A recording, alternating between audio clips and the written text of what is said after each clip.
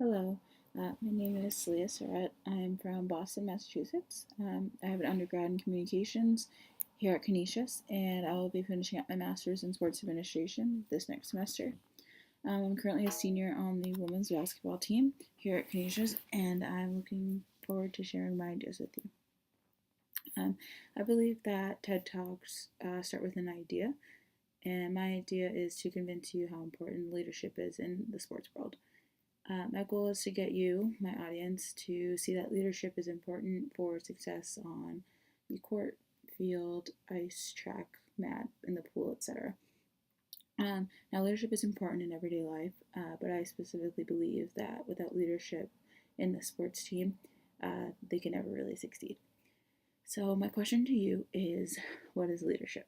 It's kind of a tough question, but according to our textbook, leadership is an influence relationship aimed at moving organizations or groups of people toward an imagined future that depends upon alignment of the values and establishment of the mutual purpose.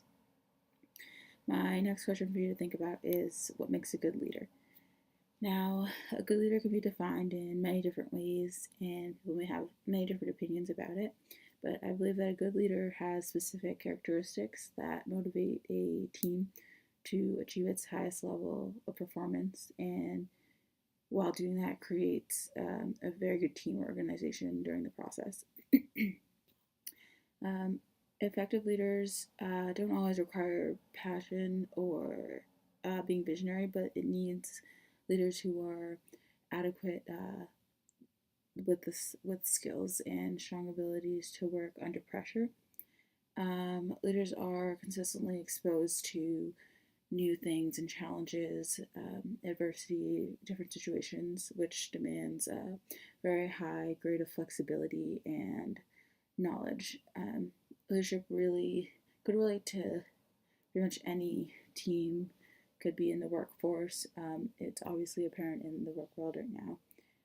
Um, in our textbook, referring to our textbook again, there are three different leadership styles discussed. There's transformational, transactional, and servant leadership. Transformational leadership has four different dimensions. Talks about one, the idolized influence, two, inspirational motivation, three, intellectual stimulation, and four, individualized consideration. These leaders are trusted and admired by their followers, are very respected, and in return, these followers seek to emulate the leadership by creating the same behaviors as their leader. Transactional leadership is also split into four dimensions. It's one, contingent reward, two, active management, three, passive management, and four, laissez faire. These leaders try to gain agreement with their followers, and they motivate a lot with contract and reward. And this is like promising reward for good performance. The last one is servant leadership, and this one is different from the other approaches of leadership styles because it really emphasizes the idea of service and relationship between leader and follower.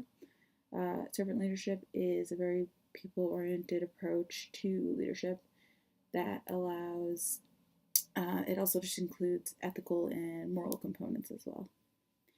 I believe my leadership style is most like servant leadership, as the one I just mentioned. In high school is when I began to take basketball very seriously. I was named the team captain my sophomore, junior, and senior season.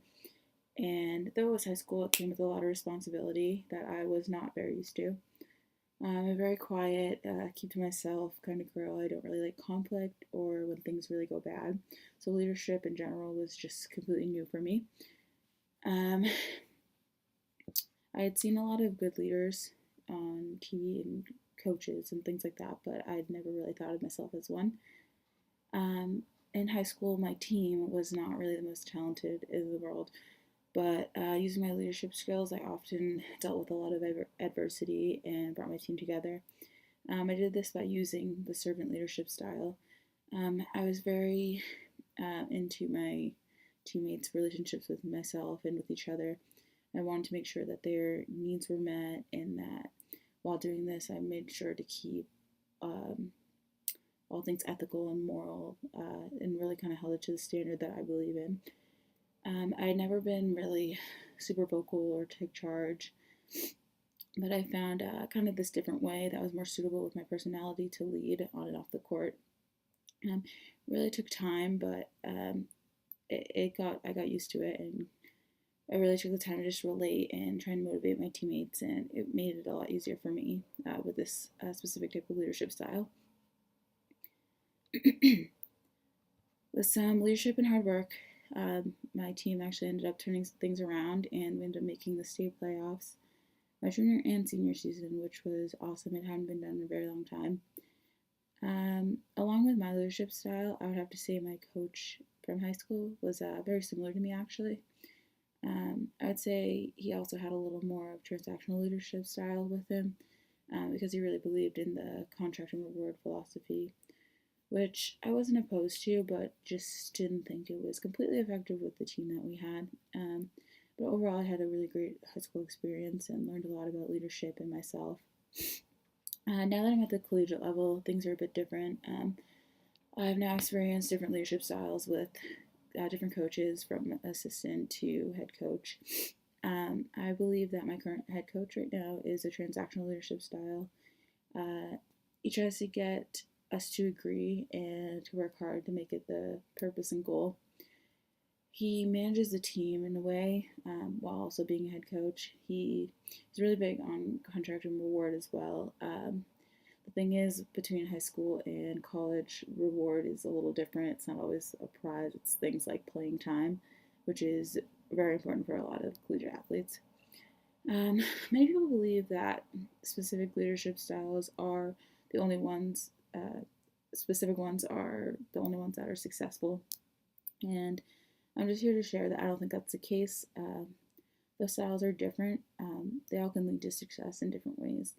I want you all to take away from this that leadership is just important in general in life, and more specifically in the sports world, which I assume a lot of us want to be a part of and have a career in. So leadership can come from really big things, really small things. Either way, it strides toward a goal for success. And so I'm asking you all to kind of take action and be a leader when you can. Don't be afraid of it. Kind of take it on and make a difference, even though you don't think you could be a leader like I experienced.